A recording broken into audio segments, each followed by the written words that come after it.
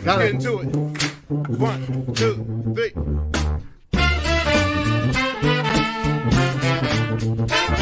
Let's get some more. Have your hands. Get some more. Just get some more.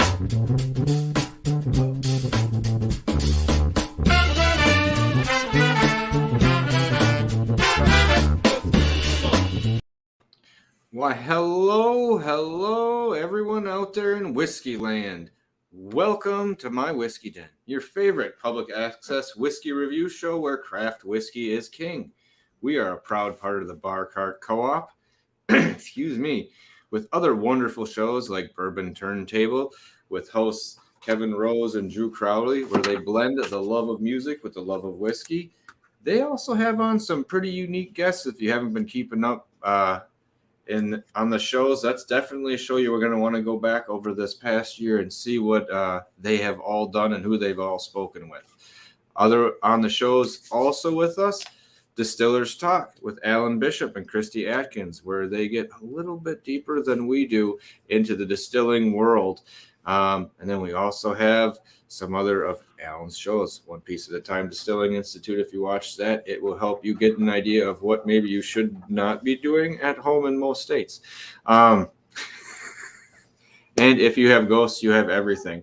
A show that is focused more on the spirit side, not the distillate side, of the history. I was going to say kind of focuses on that, but blends more into the realm of distilling and spirits, the spirits industry on a lot of points. But whew, that's long. That's long, Mike. I'm putting you up now. It's your turn. Okie dokie. Don't forget to like, subscribe, hit that bell notification to find out when new episodes are coming out, which are usually on Monday nights and usually live. Forward it and share it with your family and friends. Leave a comment down below and leave a comment if you're watching live with the nice people on Monday nights. Oof, that is correct. And thank you, everyone, for being here early this evening. We really appreciate it. Also, before we go further, we have a couple announcements and things we want to go over. First one is kind of the good thing. On Monday the 7th of November, we'll be starting Brandy Month. I know it's My Whiskey Den. Let's be honest, we were branching out. Every one of you should be branching out and trying some more unique stuff, because in the whiskey world, let's be honest, the people that follow the French brandy techniques tend to be pretty popular. I'm just saying. It's There's a little something to it. A little something to it. So we're going to be going down that path. On the 7th, we'll be having Tom from Ollersheim in Wisconsin. They were a winery. I believe it's on their 50-year anniversary this year. But around 2010-13, they started their distillery. And they always wanted to do brandy, or at least Philippe did. And Tom took that whole section over, kind of going forward. And I've always been impressed by the brandy that they've done. It's been pretty bold with the local grapes that they have, and very rich. And I could taste that in some of their bottled and bond as well, too, that they had in their whiskey. Alan Bishop's going to come on the 21st. And we have some other people in the list as well, too. We're just nailing out the dates, and we will have maybe some samples to give away as well, too, of the entire month, so you can taste along as well. So stay with us on that as that pops up over the next week or so. Okay, this next one's a little bit tougher. Over the past weekend, the distilling world lost a good friend to a lot of people, and a really unique soul. Mike Stallings passed away. He was battling a long time and had always kept his hopes and positive attitude up. And we're really sorry to his friends and family. But we're going to try to do what we can. Our friend Bo over at my American Spirits Journey who we had on, who did the Alan Bishop Experience, did a very similar movie with Mike before that was going to be released later on. He is going to release it for 1 week, but we also want you to, as a benefit, we also want you to go to, let me get this one here. This is the PayPal account for the family. If you would like to make a donation now at any point or on Friday when we'll be having a watch party, please do. There's only 46. He did leave a family behind, and anything you can do in that situation would be greatly appreciated. The link for Friday night with Bo is this one. I will post that one in the comments as well too here in a little bit. But you're going to get a glimpse of who is Mike Stallings. And from what little I've gathered over the time that I've got to know people who know him or talk to him, a really unique individual with a lot of different passions other than just distilling. I mean, when you're playing the Music Hall of Fame and stuff, that's yeah. Definitely not the as they would say, master or whatever, jack of all trades, master of none. Our understanding is that he was good at all of it. And if you would please pass it on to other people. Mike did not get to meet him in person, had just a brief messaging back and forth with him. And he was very positive through his fight with cancer. Mike he's a veteran. Mike was a member of the Freemasons, if I remember correctly. He also really good musician. He was on, if you saw the documentary about the Pappy heist, he was one of the people talked to on there. And he was looked up to by a lot of people that we know in distilling, and also people that are, maybe distilling adjacent. Mm-hmm. It's really sad, but as Mike fought like hell and he went down swinging. So if you can, please contribute. And I'd say his accomplishments to the age of 46 are what some people would hope to have in a lifetime. Yeah. Yeah. So very much so. So, like you were saying, if you get a chance, do that. All right. Now we are on to, might as well finish out cleaning house on what's going on next week. Next week, Shannon Hood's going to be on. A very kind of storied background. If you know some Texas whiskey history.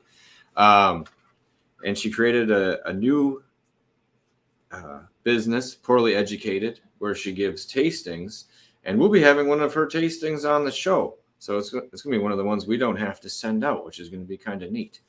But she's also in the middle of something like Old Man Bay was, a contest where if you win, you get a chance to have a 2-page spread in a magazine, and you get some bonuses and a little more respect and notoriety for what you're actually accomplishing.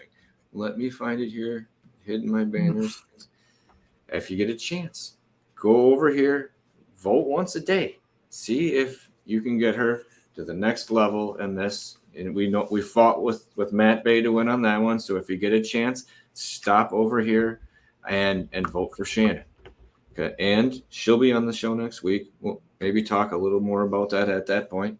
Oh, see this. I don't want to go too hard, but it's for 40,000 in an Airstream. Well,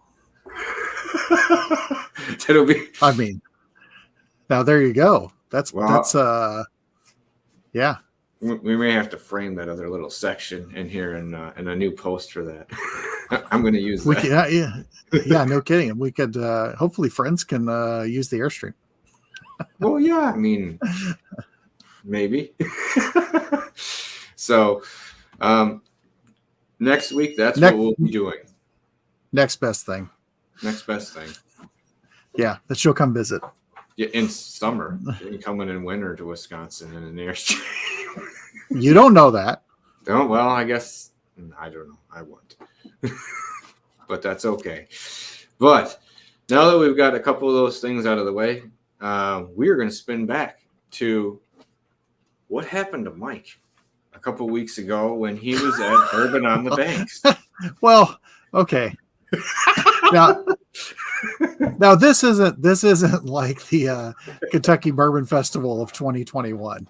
There was no incident at this event, unlike that. But I will start off, because this does start off one of the things of the weekend. Well, okay. So quick recap: there was the incident at the Kentucky Bourbon Festival in the Porta-John. The incident being somebody did not lock their door. They were backside pants down to the door when I opened it, and then they were still in there for quite some time afterwards. Get in town anyway, and the whole thing was, like, a lot of us were trying to figure out, what was this person doing? What was this person doing that they were standing up like that away from all? Anyway, it's a big deal. Friday night this year, get in town for Bourbon on the Banks. We go out to dinner at Bourbon's Bistro, because that's what you do. And I am met with Red, and she says, "Okay, I got to tell you." So she tries to talk to me about a Porta-John incident that she had. It wasn't exactly the same, but she had to throw something out there, and I had actually put that whole thing out of my mind. So then, anyway, so she, because I needed to, so she brings up her incident, which she'll have to explain that one, because it's more important that she does it if she chooses to. But she tells her little story, which then brings up this other one, and then she's like, which now brings up, this lady, and then I think she said something like, "Well, have fun at the festival," or something like they're anticipating me getting another really freaky incident or something like that. So there was no freaky incidents. So I'll go through some of the pictures that we've got here, because and we did. Speaking of Shannon, she did join us for dinner. I brought a friend of mine. He had always wanted to go on a whiskey adventure. Had not been to Louisville for 12 years. Last time he went was for my 40th birthday, and we went for Lebowski Fest. Oh, I forgot about that. And so he was like, "Yeah, last time I was in Louisville was with you." Anyway, he was very, very happy, and he did get to throw some baseball bats on the fire. He was very tickled about that. But we had our nice dinner as always. So Mr. Rose and my friend Paul and I drove in, met up with Drew Crowley for lunch. We went to the Stave. It was not a 2-hour wait like the last time that we were there, which worked out well. I mean, when we did that, and it worked out well. It was just a very long time, but it worked out like everything else on that trip. It just worked out. Did you go up to the little cliff? We did not go to the cliff because we had enough time. We met Drew. Walked around Castle and Key a little bit, just because it was right there, and then met Drew for lunch, and then went right on to Bourbon on the Banks. Wow. So we go to the festival. We're doing our walking around, checking stuff out. Got to talk to some interesting people. There's a couple of them that are a new distillery in West Virginia that I've been talking back and forth with them about coming on. Also ran into a friend of the show, Mr. Fonte. And he was just as delightful to listen to him in this very relaxed atmosphere as you could possibly imagine. It was a lot of fun. The layout. So let me go with this. So layout of Bourbon on the Banks. It's on a trail or pathway, paved pathway that is next to the river's edge, row of trees between the river and the pathway. And it was lined with tents on both sides. Going in was pretty quick. There were some people that did the early entry. I had an early entry, but I didn't use it because, I wasn't going for allocated. The only thing allocated that I was going for, which we will get into later on the show, was the special wilderness trail pick that was done by several of our friends, specifically for Bourbon on the Banks. So that was the only thing I was definitely going for. But it was a big long row, 2 sides, and then there were food trucks in the back. And then at the very end of the festival, it was really cool. It was like a transport bus that was had cigars. Had these 2 guys selling cigars, and they had a whole bunch of them in there, and they had a cigar lounge set up outside. It was really cool. They should. That's a good way to do it there. It was really cool. I do. Well, remind me, and I'll tell you the things that I would have done different. If I had known some things, what I would have done different, and then and just some things about the event. But so we go down here trying to hit booth after booth, and they did give, and I don't know if it's a rule that they had to give you the little tickets that, because you're supposed to give somebody a ticket when you get a sample of something. And I think it's probably a thing to keep you from being overpoured, but most of the people were in fact not taking those tickets.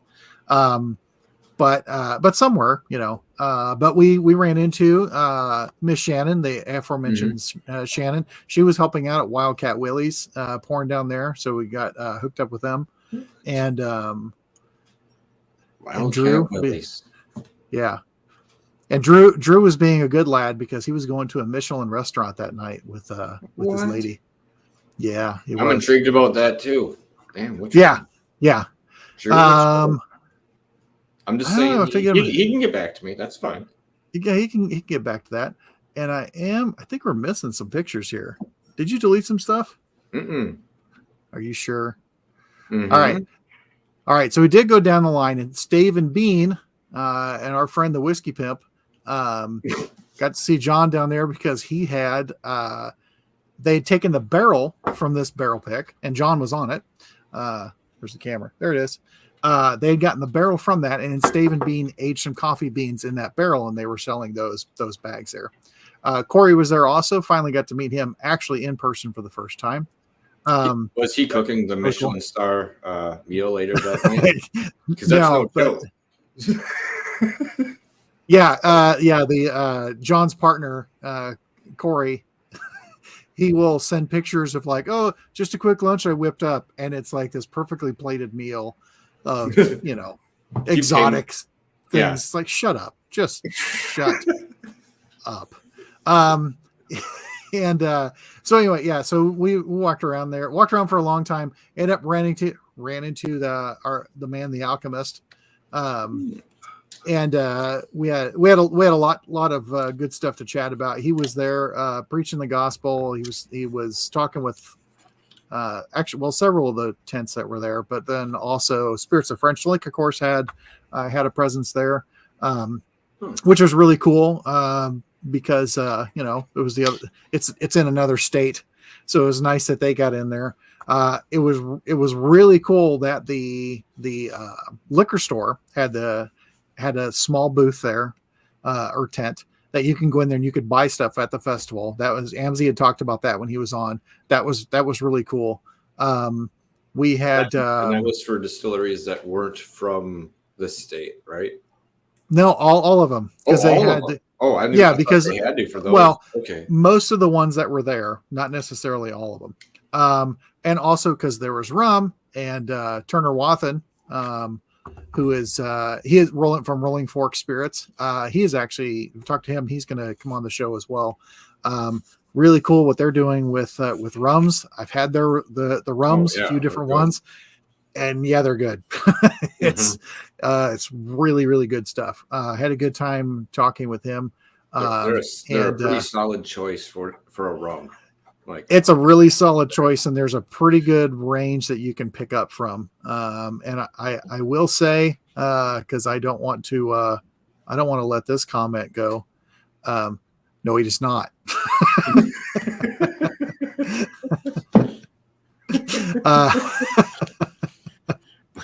So this bleeds over in because he's got the Bourbon Turntable moniker tonight. You know why I feel that way is because of radio stations growing up. They played one Peter Frampton song off of one album. And if I could go the rest of my life without hearing that stupid damn song, it would be great. But it's annoying. It is so annoying and overdone. And I know he's better than that. But I'm sorry. That's how I feel. And I'm not going to change. Okay. So we did a bunch more walking around. And again, it was just like booth after booth after booth.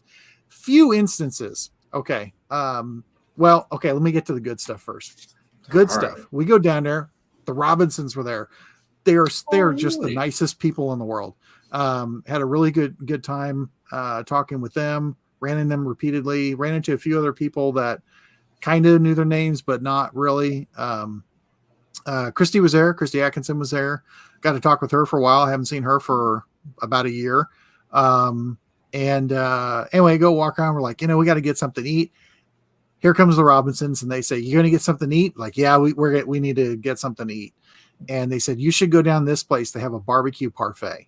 Now, I'm in Kansas City. There's a lot of barbecue in Kansas City. There's several nice barbecue places, but there's just one that has a barbecue parfait, and it is layered of like potatoes, beans, meat. It looks like a peanut butter parfait, but it's all made from. Oh yeah. No, it's good. So they say we got to go down there and get the barbecue parfait. So we go down there to go get the barbecue parfait, which their parfait, you can pick your things that you layered with. The Robinsons are like, oh, you got to do it with the smoked mac and cheese. So we go down there to go get it with the smoked mac and cheese. They're out of smoked mac and cheese. However, we threw down with the parfait here. That was pulled pork. Nope. Pulled pork and cheesy grits layered up. Oh, cheesy grits. Oh yeah, buddy. Yeah. And they're great. These food trucks, I mean, they were great all lined up, had really good stuff on there. So, so we're in there snacking away. Well, a little bit prior to this, there was an incident. This goes with the good and the bad. There was an incident at one of the booths. Some questions were asked by hard-hitting journalist Kevin Rose. He was talking with somebody and asked some questions, and this guy immediately said some stuff that wasn't right. And this is a place that's been in business as a name for less than 5 years. And he's saying that they've been distilling their stuff this whole time. And Kevin's like, no, that's not right. He goes, it's, we know you're sourcing and it's okay, but I want to know, are you is your own stuff coming out yet? I'm just curious. And the guy's like, oh no, it's always been our own stuff. It's like, okay. So that, that went on for a little bit. Well, while we're in line waiting for these parfaits, the hard-hitting journalist is behind us in line. Here comes these two people from that distillery, two brand reps, and they start talking. It got to be very spirited in conversation, and it turned out well. But Kevin, okay, if you're a brand rep, you shouldn't talk down to anybody. You definitely shouldn't talk down to somebody. And I don't know if this is a thing like, you're a cop, you got to tell me you're a cop, thing like that. But you're talking about someone who's an executive bourbon steward. He's been writing about whiskey and stuff for a long time. Kevin knows what he's talking about. And this guy was trying to tell Kevin he didn't know what he was talking about. and so anyway, they were misinformed reps. And that just really, that's wrong. I mean, if you have a brand, make sure your people know, or make sure that they don't try to act like they know. They should, err on the side of, I'll get someone who knows better. Yeah, it wasn't cool. Anyway, so we get our food. So then we run into Shannon again. I wish I would have taken a picture of this. And this is because we're standing there eating our parfaits, talking with Shannon. She's standing there, and Shannon's got this corn on the cob, and she's loving this corn. She's like, this corn's so good. It's like, it's good. And then Shannon finally goes, this corn's so fucking good. It's like, really? And then she goes, I'm going to go get some more corn. So she goes and gets more corn. So my friend, he decided he's going to get some corn because he has a hollow leg and he can eat anything he wants to. So he goes down and he comes back with 2 corn cobs. And he said, hey, because the guy told me that this one was too small, so he'd give me 2. So I try to eat this corn. And I mean, it is buttery as all get out. Well, and the butter's running down my arm. It's getting all over my shirt. It's staining my shirt. And I'm like, what in the hell? So then I go, I'm going to go get some napkins. I go back there and go get napkins. You know what they were doing? I mean, they were cooking this corn in the husk, cooking the corn. And then when you ordered it, they had this huge crock pot full of butter. They were just dunking that whole corn in butter and then handing it to you. Just dripping with butter. It was. Isn't that how they do it everywhere? Well, it's not the way you do it at home. I don't know. In Wisconsin, you get a little. I don't know. State fair, that's how it is. But I mean, well, okay, maybe a state fair or something. But I mean, I'm from Iowa, and we still go up there, and we'll get our Iowa sweet corn. But you roll the butter, you do it. I certainly don't make a crock pot full of butter. Other questions? Was it just like salt, or was it like Mexican style? Did they have like different variants going on? No. They give you the corn. They dip the corn in the butter. They give that to you, and then they had different barbecue rubs and other stuff that you could put on your corn afterwards. Okay. Yeah. Okay. It was good. I mean, the food game was on point. All this, it was. As Shannon said, I'll pull up some of her comments here. Yeah. Truly damn good corn. And a table with a nice array of spices on there, and that was just the ones that we hit, for stuff. I think Kevin had street tacos. I mean, the food, there was a good range of barbecue, picnic food, the street tacos, all that was killer. The food, whoever did the food selections for Bourbon on the Banks, you nailed it.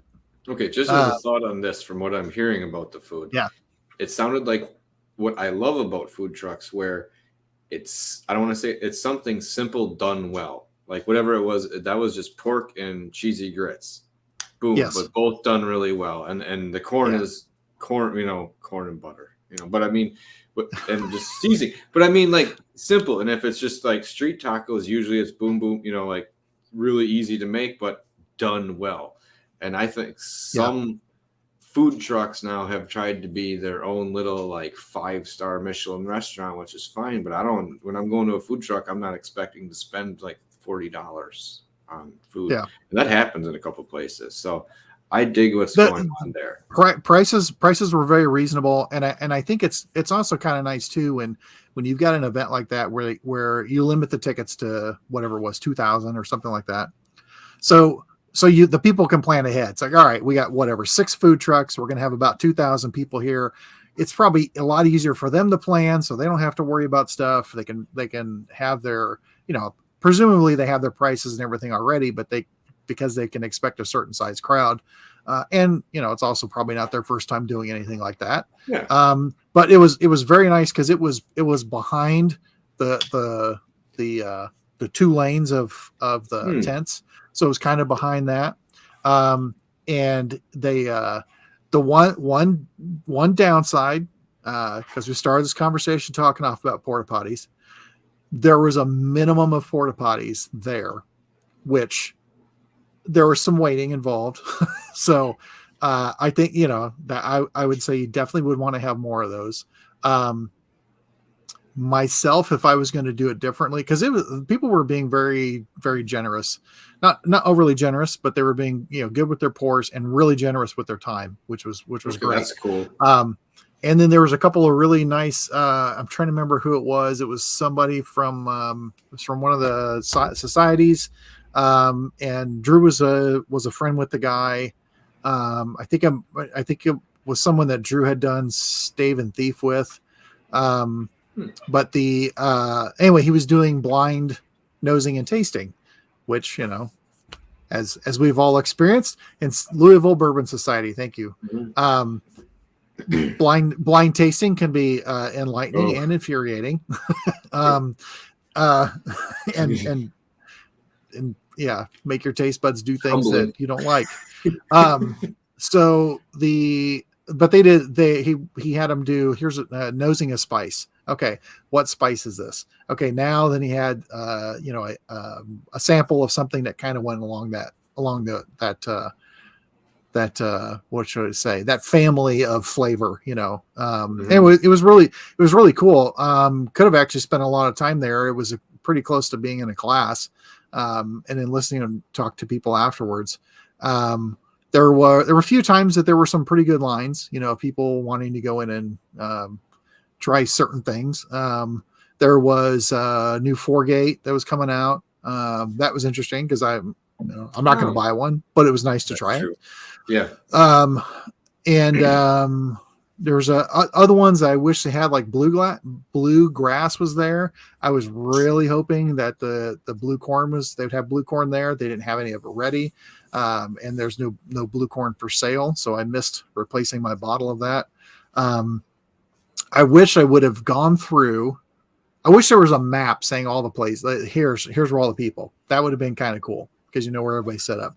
I wish I would have done a real fast walkthrough to look at everything because it would have been cool to plan and say, all right, got about this far, got the food stuff here. You can hit this, and this, maybe stop, get something to snack or whatever.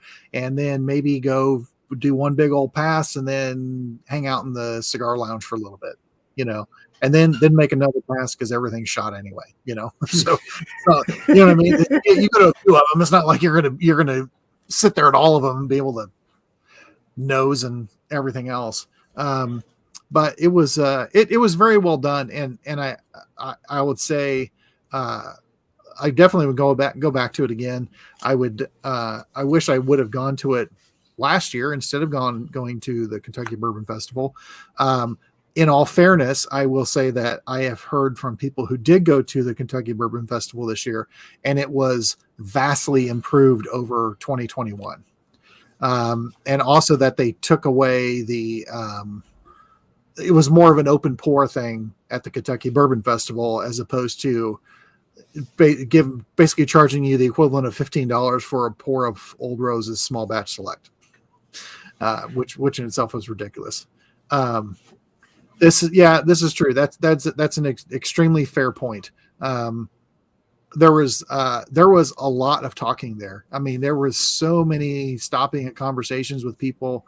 Ran into Scotchy Bourbon boys were there. Well, two of them were. Talk with them. Talk with Christy. A nice chat with Turner. The tennis match between Kevin and the reps, that was that was fantastic. It's classic John McEnroe. Was he yelling at the ump? He might have gotten a little bit upset, but he was right, just like John McEnroe. John McEnroe was right. That ball was in. So, and again, he was absolutely right. He was absolutely right in everything he said. And there's nothing to be sorry about. You shouldn't be sorry when you're right. Trying to think of some of the other. I mean, there wasn't anything really outstanding that I hadn't tried it. Like 4-gate again. 4-gate's something I'm not going to buy a bottle of 4-gate. It's cost prohibitive. Yeah. It doesn't make any sense to me to get that, but it was great to try it. And there was, for people, like if you had someone who wasn't a whiskey person, there was a couple of places with beer and one or two with wine. So that was a little bit, you know what I mean? Keep everyone happy. Yeah. Yeah. But it was, I thought, very well organized. I thought it was, where it was at was nice. We really didn't have any problem parking. It was pretty quick. We parked a block and a half away. So not bad at all. We did miss out on, there was going to be a bottle share afterwards because there was some live music there. And I know Kevin did some interviews with some of the musicians there. And then there was a kind of a concert, I guess, afterwards, which we didn't go to. We were going to go and meet at this bottle share. We stayed there for a while, waiting because they weren't there yet. And then finally we're like, yeah, we're fading and we need to drive back to Louisville. And we were good boys, So we were not in a bad shape. So you didn't take your friend on like the bad side of touring at night. You know, like it was his first trip. No, you were a good, good friend. He hit it pretty good right off the bat. It was like a little over an hour in, and he's like, "Man, I'm like really looped," and so we just kind of walked around for a little bit, and then it went back at it, and then tapered off towards the end of the night, and like I said, talk with different people throughout the evening. But no, it was a really nice event. I think it's just the right size. I think it's a really good time. And I do want to, because we're 38 minutes in, and I do want to, we need to talk about the whiskey. Yeah, I was just about to get to that. I was going to be like, let's bring this up here. It was a Wilderness Trail BOTB pick? Yes, it ended up being, there were 2 barrels, if I remember correctly. There were 2 barrels that they liked. Somebody had the idea of like, just blend them together. Who are all these they? There was Mr. John Wadle. Yep. Kelly Tennille, superstar Kelly Tennille, Alan Bishop. Hold on, Amzie, yep. Macaulay. There's their Wilderness Trail single barrel person. Who else am I missing? Sure. Yeah, it was like 8 people all together, yeah. I'm sorry if I'm missing you, but they ended up. Had the idea to blend these together, which essentially turned this into a 4-grain. And Amzie talked about it when he was on our show, so he knows much more. But this ended up being 55.5%, 4 years, 4 months. Rickhouse A and B, 2 different yeast strains because it's 2 different barrels. And this is bottle number 304 of 409. And this is just a single one-off for the festival. Nice. Of course, they let them come in and do that. Yeah, they did, and it was cool because again, all the stuff for Bourbon on the Banks goes to charities, much like Distill America, which is probably why I liked it quite a bit because it reminded me a lot of Distill America in that there's a lot of people there. There was a lot of stuff you can have there, but it was very well organized. I'd heard at the end from Amzie that they only had to get assistance with one person who had way too much and could not walk up the hill. Other than that, the police presence that was there, you didn't even need to worry about it. There was, they were not paid to be there. I am certain of this, but there was a group. And Ashan said they don't charge either. There was a group of ladies. Huh? No, you were lagging up for a second there. I wanted to hear this. There's a group of ladies that were walking through early on that were wearing shirts with the name of a club on the back. And they were handing out flyers to different people. And we're like, is it a strip club? Like, it's a strip club. Like, this is not. Well, I don't want to know what you call it, but that was a Las Vegas thing. Oh, okay. They used to and then hand them out. Oh, no, they're no cougars. They were cubs. But it was. Even people who've never met me in person, you probably can guess I'm not a prude. Okay. I'm clearly not a prude. It was a little out of place. It wasn't quite that bad, but still it was like I was at the whose booth was I at? Leaper's Fork. And I think it was Leaper's Fork or somebody, and then they come walking by and we're all kind of looking at each other and we're like, it was Woodinville. It was at Woodinville. And we're all just like, okay. and then, didn't see them too much, but it was, anyway. Oh, Shannon said, that was the name of the place. Sorry.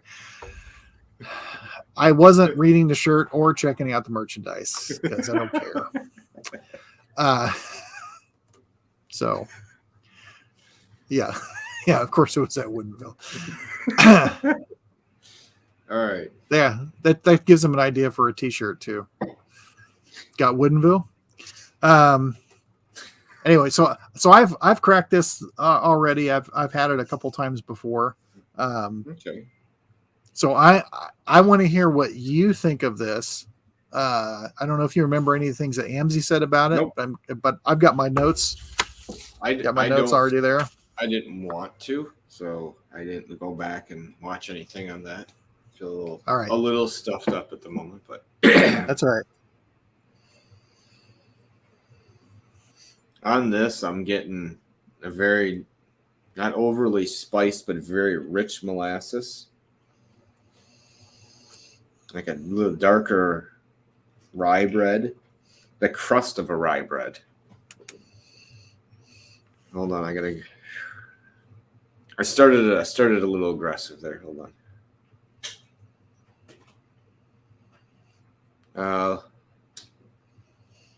It's a really nice soft caramel. It's not like a lemon meringue, but there's like a really nice, like a meringue quality, like the burnt top part to it. Titch of like a little bit of dill hidden in there. There's a lot going on in this, and I'm just on the bottom spinning it. I haven't even gone up to the top. Very cohesive on what's going on for a blend. Kind of impressed they did that over the time frame of blending them or letting them to marry together.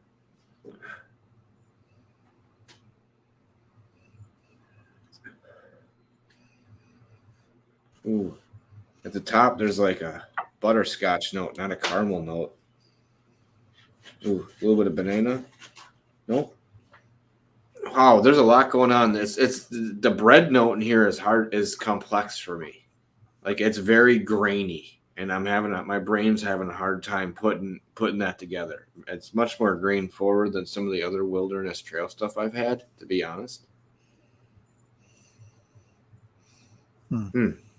Okay, go on. What are you thinking? I'm going to take a drink here in a second.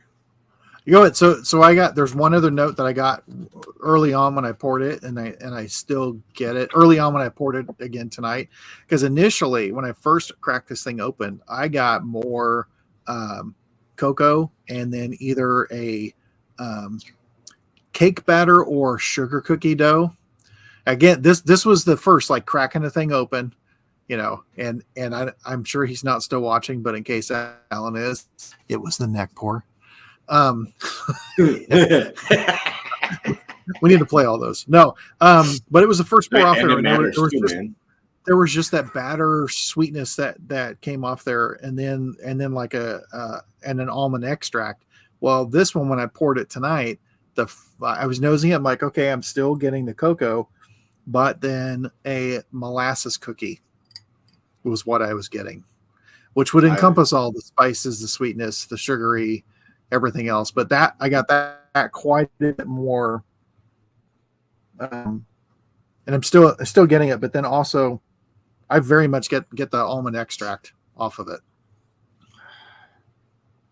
I guess I kind of. And it reminds me specifically of my grandmother's sugar cookies, because she did put almond extract in her sugar cookies. Okay. After the drink, going back to the nose. Wow, it opened up a lot. Like it almost helped pull open the sides of my nose. To get like a couple lighter notes here. See, it's weird. It's like faintness of like a lemon or faintness of a zest. It's weird. It's just like sometimes when you get zest, it's a little. You can tell it's there, but this is like just faintly in the background. Yeah, very interesting. Now, when I first took my first drink, first bit was kind of. I didn't really get the flavors didn't disseminate a lot at first for me. I let the air in, and then all of a sudden, boom! It kind of had that cocoa feel, but then when I breathed in is when like some heat came and it turned into like cocoa, like a dark cocoa pepper. Like there were peppers involved with it. The spices kind of came alive at that point. So it was like the first bit, and I'm going to go back here, but it was like the caramel, the soft, little more rounded notes that I was having a harder time kind of breaking apart to begin with in the nose. Kind of the first half, and then the second half was a little bit more of a rush of flavors, and it stuck around for a bit. But give me a second here to actually get a second taste. Go for it. I know I tasted this with Kevin. I'm assuming Shannon got one of these. I'm curious what Shannon's gotten off of it, if she's opened it, or unless she's just trying to save room for her Airstream. Ooh. Like a lemon meringue pie, thin lemon, a different crust underneath, but drizzled with butterscotch on top right now. Like it's just the lemon just like underneath. It's more like the crust is the star of the meringue, but the butterscotch on top. Oh. Because there's a bright kind of floral hit in the first part. It gives me that thought. And then but yeah, you like that cocoa you said rounds, but then when you start breathing in here, you start getting that heat. And like I said, it's not a jalapeno. Oh, it's not a habanero, but it's like a chili pepper on the sides of my tongue right now. And maybe that's what I had earlier. Really? And ginger. I don't know what the hell is going on. I'm kind of concerned about myself right now. What did you eat for dinner? I had chicken at work before I left. It was fried chicken. So I did not something that would lead me down that path, which is kind of freaking me out. But I don't know. I'm getting some of that in there. What did you get on the taste? Yeah, I mean the peppers, no, but initially, again, my initial notes, and this is from the 6th when we cracked it, was I had more of the cocoa on the palate, but it was like a dark 70% or higher. And then the rye spice, I did get pepper on there. And then I got like a buttery croissant, and vanilla, and then a little bit of cherry. But I am getting, this time having it, the second time it is, and I haven't had anything else tonight. It's soft, like the finish is soft, but not soft as in weak. It's just not, there's nothing jumping out, in the finish, but it is a long finish, but it gets really dry, and then it does get like bitter dark chocolate is what I was getting.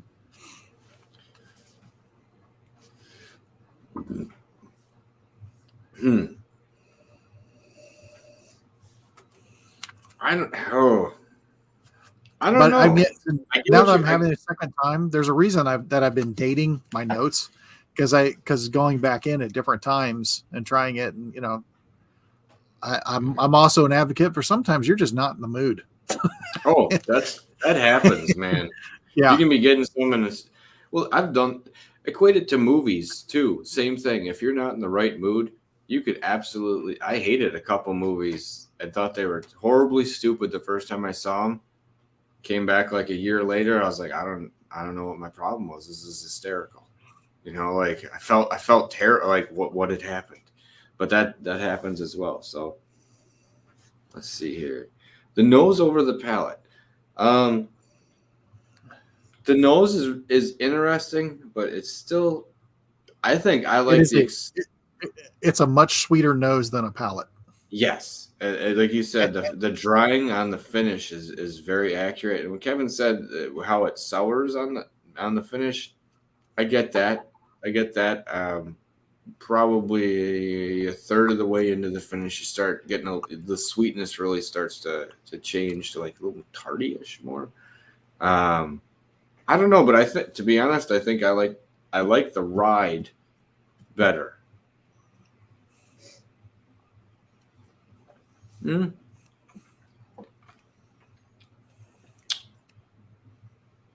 I get what you're saying. It's the berry but you get that little tart note And it's not a raspberry. Yeah, because there is something that is, well, yeah, I guess you could say sour. It just gets sour and dry. It's almost a little puckering on the palate, and then changes again, but it's still left there on there. I mean, And it's I like it. Sour. It's I like it, but the nose and the palate they don't fully match, for me as far as because from the nose I'm expecting a certain thing. I was definitely expecting more sweetness, and I was expecting to get like some more vanilla and other stuff to more maybe you can get more cherry and chocolate coming out on there, but and it might be that it's that bitter dark chocolate, that's again where it's just kind of like really dry. I like it. I do like it. It's weird because it doesn't match up. I think I like the overall ride of the palate just because it's not expected, but it's not like it's not expected bad. It's just a different ride. And it's a little unique. Like there's a lot of flavors that progress over time. I can kind of see how they came together with that. That's especially, I guess on the nose, the grain part too is.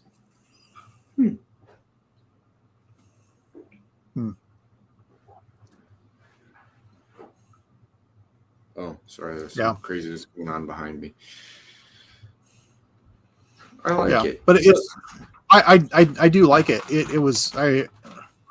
It was different trying it the first time because it's like, oh, I had expectations.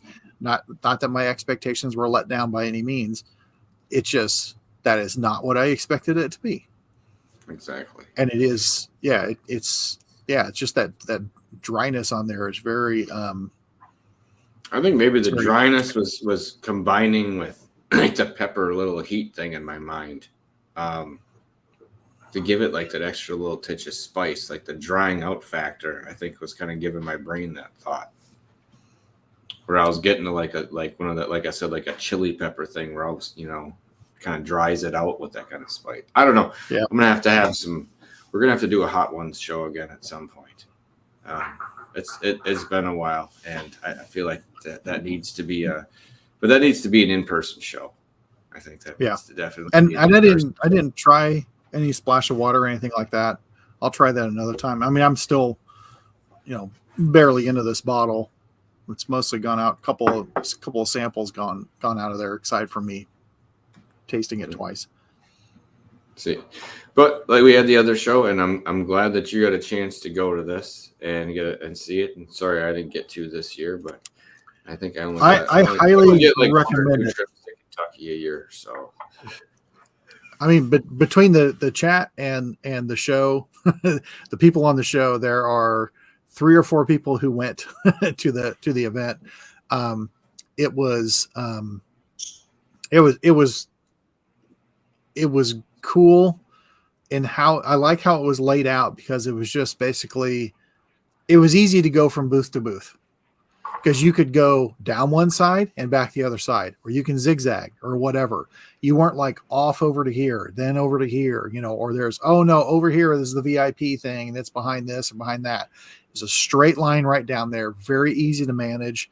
It was quiet. I mean, even with the music, I mean, there was like about every 10 to 12 tents, there was somebody doing music or something. But it was quiet, even all the talking and everything else. I think it's because you got trees on one side and a bank on the, embankment on the other side.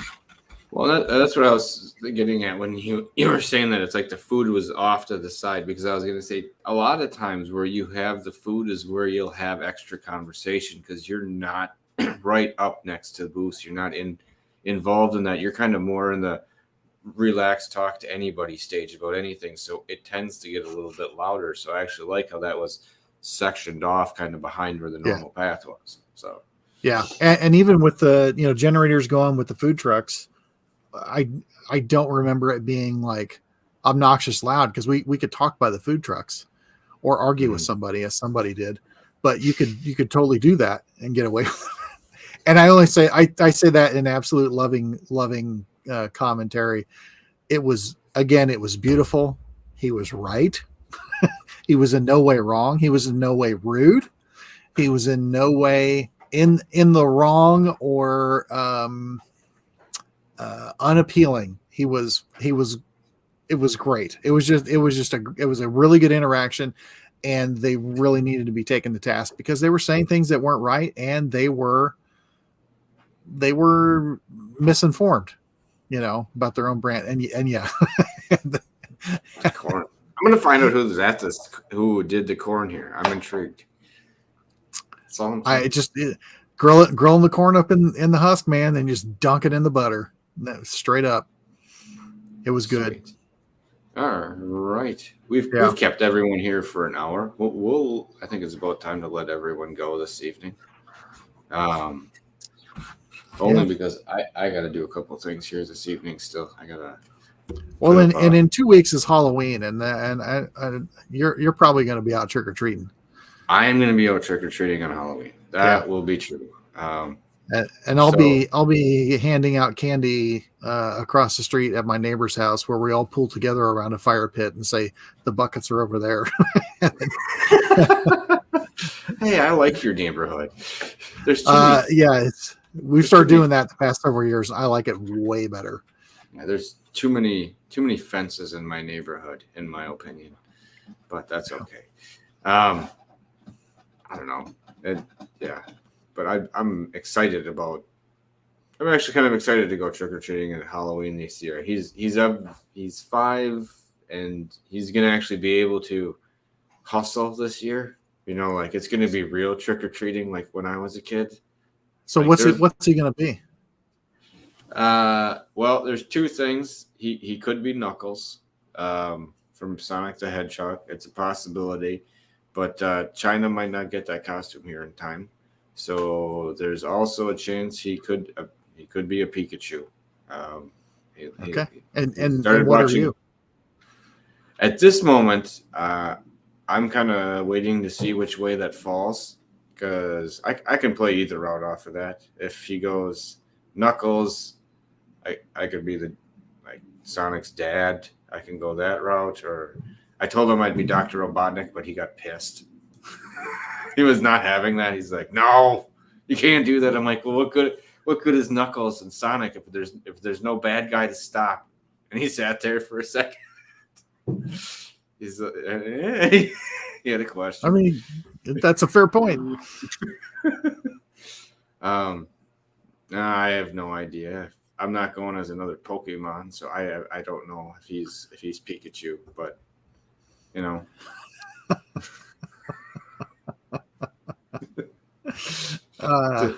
there's a whole other story behind that I'll tell you off table. Oh, Alan's going as Dusty Rhodes. I would think so. No, he's saying that you should go as Alan as Dusty Rhodes. Oh, he's trying to get candy for his kid, not scare everybody off. There was one house at the old house when we went trick-or-treating last year. This was fantastic.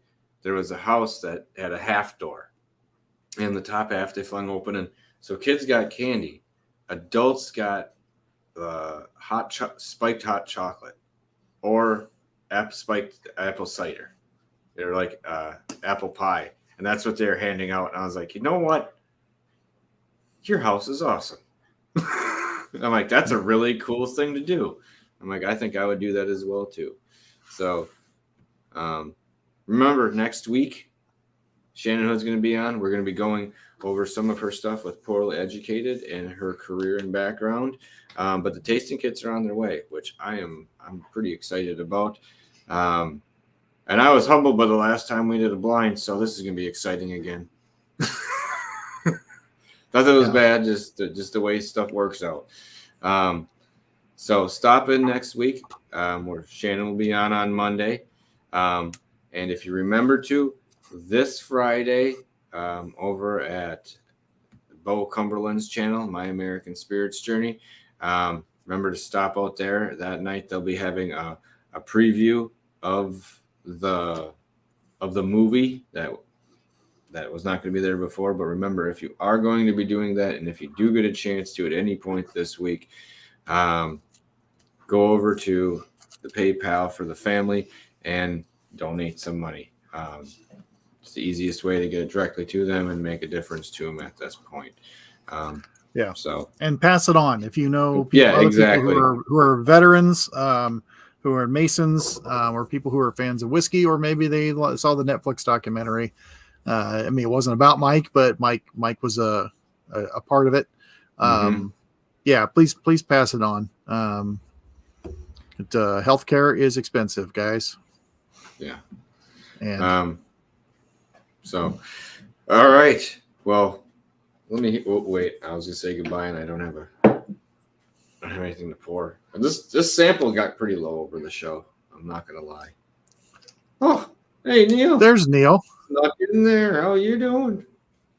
He snuck in. He wanted to make sure I wasn't going to say anything. Wait, what happened? No, I'm just. Huh? I'm like, wait. Well, you know the Robinsons. No, that was great. I love running into them. They're just the nicest people. Oh. All right.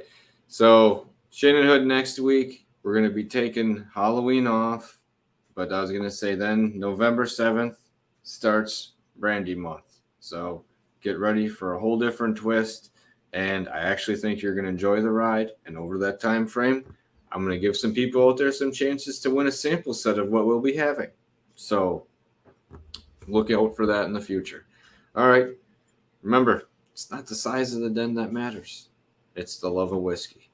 Cheers, everyone out there. Cheers.